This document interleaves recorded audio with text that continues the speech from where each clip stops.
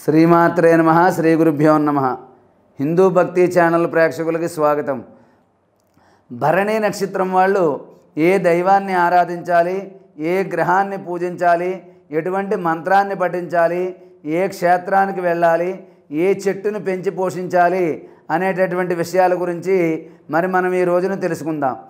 ఈ భరణి నక్షత్రం వారు పూజించవలసిన దైవం పరమశివుడు.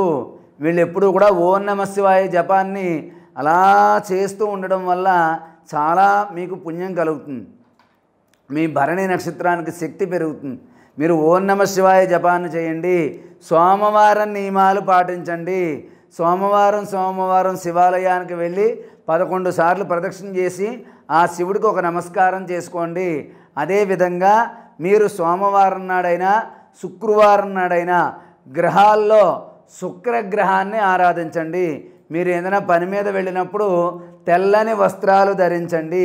మీ ఇష్టదైవాన్ని కులదైవాన్ని తెల్లని పువ్వులతో పూజించండి.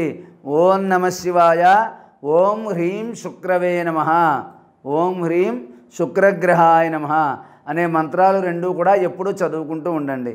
అదేవిధంగా మీరు సోమవారం నాడు కానీ శుక్రవారం నాడు కానీ బియ్యం, పాలు, పెరుగు, తెల్లని వస్త్రాలు దానం చేయడం అనేది చాలా చెప్పదగినటువంటి సూచన. మీరు తప్పకుండా ఏదైనా పని మీద వెళ్తున్నప్పుడు, కొత్త కార్యక్రమాన్ని ప్రారంభిస్తున్నప్పుడు, ఏదైనా సరే కొత్తగా ఉద్యోగంలో చేరుతున్నప్పుడు ఎవరికైనా 1 లీటరో 1/2 లీటరో మీ శక్తి కొలది పాలను దానం చేయండి. లేదా ఏదైనా దేవాలయంలో నైవేద్యం కోసమో అభిషేకం కోసమో మీకు శక్తి కొలది పాలను సమర్పించండి. లేదా పెరుగు ఇవ్వండి, బియ్యం ఇవ్వండి. తెల్లని పువ్వులతో మీ ఇంట్లో ఇష్టదైవాన్ని కులదైవాన్ని ఆరాధించండి. ఇలా చేయడం వల్ల భరణి నక్షత్రం వారికి అన్ని విధాల మేలు జరుగుతుంది. ఉసిరి చెట్టు, మనం కార్తీక మాసంలో భోజనాలు చేస్తూ ఉంటాం ఉసిరి చెట్టు కింద. అటువంటి ఉసిరి చెట్టు చిన్న మొక్క తెచ్చి మీ ఇంటి దగ్గర పెంచుకోవడమో, మీ ఇంటి ఆవరణలో పాతడమో, అదే మీ ఇంటి దగ్గరలో ఉన్న దేవాలయం దగ్గర ఉసిరి చెట్టు ఉంటే అక్కడికి వెళ్ళి నీళ్లు చల్లి శుభ్రం చేసి వరిపిండి పసుపు కలిపి ముగ్గు వేసి అక్కడ ఒక రావి ఆకు పెట్టి, రావి ఆకు మీద మట్టి ప్రమిదను పెట్టి ఒక 5 ఒత్తులు వేసి ఆవు నేతితో దీపాన్ని వెలిగించండి. లేకపోతే నువ్వుల నూనెతో దీపాన్ని వెలిగించండి.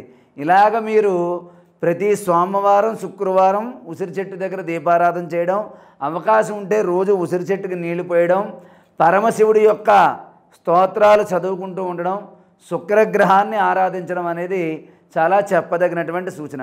మీకు ఎన్ని కష్టాలున్నా బాధలున్నా కూడా ఈ భరణి నక్షత్రం వారు మంత్రాలయం రాఘవేంద్ర స్వామిని ఒక్కసారి దర్శించండి. మీ జీవితంలో ఆగిపోయిన పనులన్నీ కూడా ముందుకు వెళ్తాయి. అదేవిధంగా భరణి నక్షత్రం వారు ఎవరైనా చిన్నపిల్లలు ఉంటే రాఘవేంద్ర స్వామిది కానీ లేకపోతే వినాయకుడిది కానీ ఒక చిన్న రూపు లాంటిది చేసుకుని వెండి అయినా రాగి అయినా ఇత్తడైనా బంగారమైనా ఎర్రని తాళ్ళలో పెట్టి మీ మెడలో కట్టుకోండి. మీకు ఎప్పుడూ కూడా అది రక్షగా ఉంటుంది. కాబట్టి భరణి నక్షత్రం వారు పూజించవలసిన దైవం పరమశివుడు, ఆరాధించవలసిన గ్రహం శుక్రగ్రహం, నియమాలు పాటించవలసింది సోమవారం నియమాలు పాటించడం. మీరు దానం చేయవలసిన వస్తువులు తెల్లని వస్తువులు, పాలు, పెరుగు, బియ్యం, తెల్లని వస్త్రాలు. మీరు దర్శించవలసినటువంటి క్షేత్రం మంత్రాలయ రాఘవేంద్ర స్వామి. మీరు పూజించవలసినటువంటి చెట్టు ఉసిరి చెట్టు. కాబట్టి భరణి నక్షత్రం వారు ఈ విషయాలన్నీ దృష్టిలో పెట్టుకుని నేను చెప్పిన పరిహారాలు పాటించి మీరు తప్పకుండా జీవితంలో ముందుకు వెళ్తారు అని చెప్పి ఆశీర్వదిస్తూ సర్వే జనా సుఖినో భవంతు. స్వస్తి.